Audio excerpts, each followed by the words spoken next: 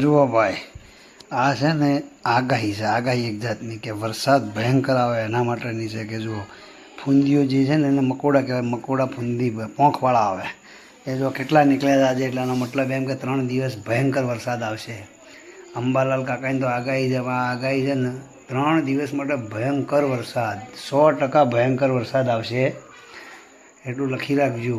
કારણ કે આ વસ્તુ જે જમીનમાંથી નીકળે ને લકડામાંથી નીકળે એટલે સમજી લેવાનું કે વરસાદને આવવું જ પડે. આ જુઓ અંદરથી આ લકડાની અંદરથી કેવી નીકળે છે જુઓ, ફટાફટ. આમ છે મકોડા પણ પાંખોવાળા, બરાબર.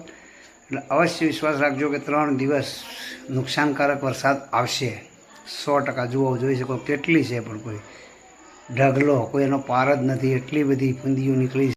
આનો મતલબ કે મેરું તો ડગે પણ જેના મન ના ડગે. 100% વિશ્વાસ રાખજો મારા ભાઈ, વરસાદ આવશે અવશ્ય, 100% વરસાદ આવશે.